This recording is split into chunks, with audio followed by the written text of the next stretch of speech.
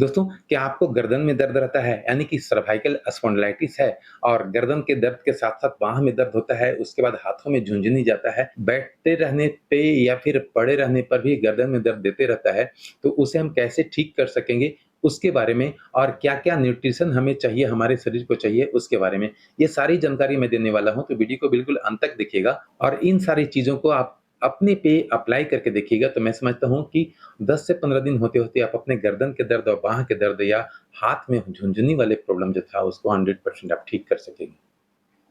नमस्कार दोस्तों, मेरा नाम डॉक्टर मुकेश कुमार और आप देख रहे हैं संजीवनी हेल्थ सॉल्यूशन। आज की वीडियो में हम सर्वाइकल स्पॉन्डिलाइटिस को कैसे ठीक कर सकेंगे उसके बारे में तो बताएँगे ही साथ यह कैसे होता है उसके बारे में बताएँगे। दोस्तों, गर्दन के दर्द में हो या फिर रीढ़ के किसी भी जगह में हमें दर्द अगर हो रहा है तो उसको हम कैसे पहचानेंगे, हमारा क्या लक्षण होता है और कैसे हम उसे ठीक करेंगे। तो ये सारी चीज़ें मैं इस वीडियो में बताने वाला हूँ। सबसे पहले तो मैं ये बता दूँ कि यह हमारा जो स्ट्रक्चर है, ये हमारे यानी कि ह्यूमन बॉडी का पूरा ऊपर से लेके नीचे तक का जो रीढ़ का हड्डी होता है, वो स्ट्रक्चर है। अब इस स्ट्रक्चर में ऊपर में देखेंगे ये हमारा स्कल का जो हेड का जो बैक साइड रहता है वो है। उसके बाद जो 1, 2, 3, 4, 5, 6, 7 यानी कि यहाँ से लेके यहाँ तक जो हड्डी है, उसे हम वर्टेब्रा कहते हैं और उस वर्टेब्रा का नाम सर्वाइकल वर्टेब्रा है। अब सर्वाइकल वर्टेब्रा के बीच से ये आप 2 चीज़ देख रहे होंगे, एक तो लाल जैसा नर्व और एक पीला जैसा नर्व। तो पीला जैसा जो नर्व है, वो हमारा नॉर्मल नर्व है और जब लाल हो जाता है, इट मीन्स कहीं न कहीं हमारा कहीं कोई भी नर्व दब रहा है, जिसके वजह से हमारे गर्दन में या फिर गर्दन से होकर के बाँह में या फिर हाथ में अंगूठे तक झुनझुनी जा सकता है, दर्द हो सकता है। ठीक है? यह कारण यही होता है कि हम बहुत देर तक किसी कंप्यूटर पे काम करते हैं, एक ही पोस्चर में बैठ कर के झुक के काम करते हैं, सिलाई का काम करते हैं। बहुत सारे ऐसे काम हैं जिसे हमें प्रोफ़ेशनली करना होता है और उसके वजह से ही यह प्रॉब्लम होता है। बहुत सारे लोगों का काम कंप्यूटर पे भी होता है, बहुत देर तक हम अगर मोबाइल देखते रहते हैं, उसके वजह से भी हम गर्दन झुका के रखते हैं, जिसकी वजह से होता क्या है, ये सभी वर्टेब्रा के बीच में एक डिस्क होता है ना? एक हड्डी से दूसरे हड्डी के बीच में आप अगर गौर से देखेंगे तो एक डिस्क होता है, यानी कि रबर नुमा डिस्क होता है। सभी वर्टेब्रा के बीच से एक के डिस्क होता है और उसी डिस्क के दबने से और दब करके पीछे की तरफ बल्ज कर जाता है, जिसके वजह से हमारा नर्व में टच करता है, उसे इरिटेट करता है और जिस नर्व में अगर राइट साइड के नर्व में टच करेगा तो राइट साइड में हमें दर्द महसूस होगा या फिर लेफ्ट में हो करेगा तो लेफ्ट साइड में दर्द महसूस होगा। अब इसे हम कैसे ठीक कर सकते हैं? इसमें जनरली होता क्या है कि हमारा जब 40 वर्ष उम्र हो जाता है ना, मैं हमेशा कई वीडियो में मैं बताते रहता हूँ कि 40 वर्ष उम्र होने के बाद हमारे शरीर में बहुत सारी कमियाँ होने लगती है। उसमें बहुत सारी चीज़ें हैं। इलेक्ट्रोलाइट की कमी हो सकती है, आपके शरीर में विटामिन्स की कमी हो सकती है, मिनरल्स की कमी हो सकती है या फिर ओमेगा 3 की कमी हो सकती है। ये सारे चीज़ हमारे शरीर के लिए बहुत ही ज़रूरी चीज़ है। इसे हमें हर हाल में पूरा करते रहना चाहिए ताकि हमें इस टाइप का प्रॉब्लम ना हो। उसे ठीक करना चाहते हैं तो सबसे पहले तो हमें बैठने का पोस्चर को ठीक करना होगा। आप जो भी काम करते हैं आप देखेंगे कि आपको झुक के काम करने वाला जो आदत है, उसको थोड़ा-सा पोस्चर को आप सुधारें।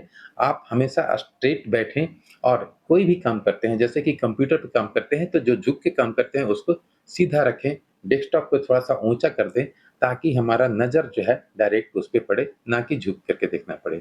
मोबाइल भी देख रहे हैं तो थोड़ा-सा ऊँचा करके मोबाइल को देखें, ज़्यादा देर तक एक ही पोस्चर में बैठ कर के मोबाइल का इस्तेमाल ना करें या फिर कोई भी अदर काम करते हैं, देख लें कि हमारा जो यह पोज़ीशन है ना, ये सीधा स्ट्रेट रहे, सीधा रहे।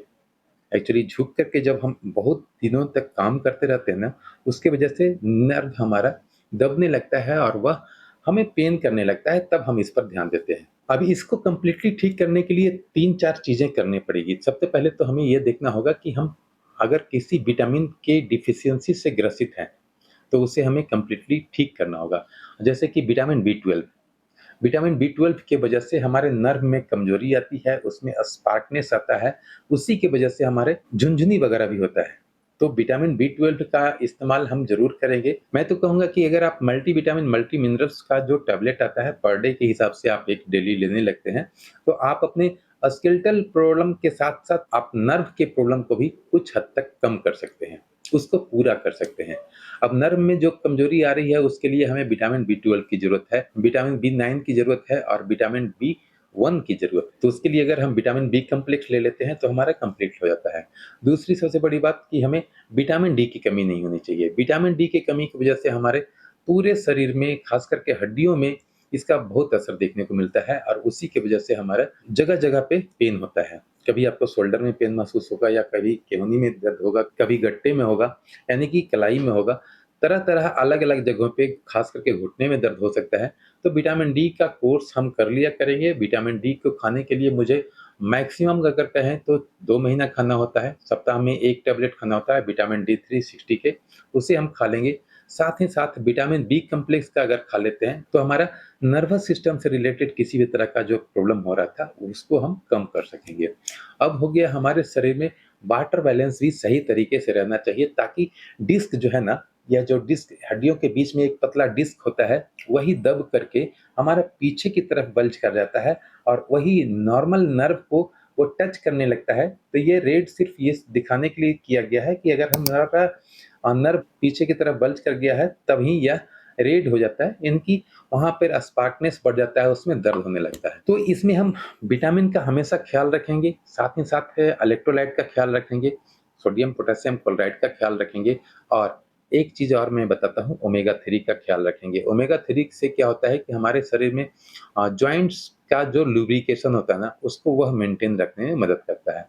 साथ ही साथ हमें कुछ एक्सरसाइज करना पड़ेगा और इसका एक्सरसाइज करने के लिए हमें 4 तरह का एक्सरसाइज करना बहुत ज़रूरी होता है। यह चारों एक्सरसाइज अगर कर लिए ना, तो मैं समझता हूँ कि मुश्किल से 5 से 6 दिन होते-होते आप इतना तो समझ सकेंगे कि आपका 70% दर्द खत्म हो गया और इसी एक्सरसाइज को लगातार आप अगर 15 दिन कर लेते हैं, तो आप अपने गर्दन के दर्द को हमेशा के लिए भूल सकेंगे। हालाँकि उसके वजह से जो बाँह में दर्द हो रहा था, वह भी ठीक हो सकेगा। तो इन चारों एक्सरसाइज को करके आप भी अपने गर्दन के दर्द को 100% ठीक कर सकते हैं, बाँह के दर्द को ठीक कर सकते हैं, यहाँ तक कि हाथों में जो झुनझुनी हो रही थी, उसको भी आप ठीक कर सकते हैं। इसमें जो पहला एक्सरसाइज हमें करना होता है, वह मैं कुर्सी पर बैठा हुआ हूँ। कुर्सी पर बैठ कर के किसी भी एक तरफ, मतलब कि हमारा अगर राइट में प्रॉब्लम हो रहा है, राइट हाथ में प्रॉब्लम हो रहा है, तो हमें दोनों हाथों से करना पड़ेगा। एक तरफ हम इस तरह पकड़ लिए और अपने गर्दन को पीछे की तरफ हल्का-सा इस तरह से मोड़ लेंगे और उसके बाद इसको स्ट्रेट करके थोड़ा-सा खींचने की कोशिश करेंगे। आप देखेंगे कि यहाँ पर काफ़ी स्ट्रेच आएगा। हालाँकि जब आपको दर्द रहेगा तो थोड़ा-सा लगेगा कि दर्द थोड़ा-सा और बढ़ रहा है। चिंता नहीं करना है, यह दर्द जो बढ़ रहा है वो धीरे-धीरे कम भी होगा। अगर शुरुआती दौर में अगर हमारा प्रॉब्लम हुआ है अभी लेटेस्ट, जैसे कि आपको 5 दिन पहले या 6 दिन पहले ही हुआ है, तो आप जिस दिन आपको प्रॉब्लम हुआ है उस दिन से आप कॉलर लगाना शुरू कर दें। दूसरे दिन से कॉलर लगाना शुरू कर दें, मैक्सिमम 7 दिन तक। 7 दिन के बाद हमें एक्सरसाइज़ पर आ जाना चाहिए। क्योंकि एक्सरसाइज करने के बाद ही हम उसे कंप्लीटली ठीक कर सकेंगे। तो इसके लिए हमें कुर्सी पर बैठ कर के नीचे पकड़ कर के और इस तरह से स्ट्रेच करना है। आप देखेंगे कि हमारा नीचे हाथ पकड़ा हुआ है कुर्सी का नीचे वाला पोर्शन को और हम इसे स्ट्रेच कर रहे हैं। इस तरह से स्ट्रेच करके हम 5 सेकंड तक रोक भी सकते हैं। 1, 2, 3, 4, 5। ध्यान रहे कि जो हमारा सर रहेगा, बिल्कुल हल्का-सा तिरछा रहेगा और तब हम स्ट्रेच करेंगे। इस तरह से एक बार हो गया, उसी तरह से जब हम एक तरफ से कर लिए ना, तो अल्टरनेट हमेशा करना है। एक तरफ से कर लिए तो दूसरी तरफ से करेंगे। अब यहाँ पे पकड़ लिए और नीचे हम अब बाएँ हाथ से कुर्सी पकड़ लिए और इसे 1, 2, 3, 4, 5 रिलैक्स। इसी तरह से दोनों तरफ से हमें कम से कम 10-10 बार कर लेना है। यह तो हो गया 2 एक्सरसाइज़। अब हमें तीसरा एक्सरसाइज़ करने के लिए हम जैसे टेबल पे के पास बैठे हुए हैं, तो अपने केहूनी को टेबल पे टिका देंगे, यानी कि इस तरह से हाथ को रखेंगे और उसके बाद अपनी दाढ़ी को इस पे रखेंगे, ताकि हम इसको दबाना चाहें तो नीचे हमारा केहूनी जो है दबने नहीं देगा और सर से हम कोशिश करेंगे नीचे दबाने का और इसे रोकने के लिए, ठीक है? इस तरह से। हम सर से पूरा नीचे दबाने की कोशिश कर रहे हैं और ये हाथ हमारा जो है केहूनी जो टेबल पर सटा हुआ है, जिसकी वजह से ये दबने नहीं दे रहा है। तो इस तरह से हमें करके रोकना है, इस पे भी हमें कम से कम 5 से 10 सेकंड मैं करके दिखाता हूँ।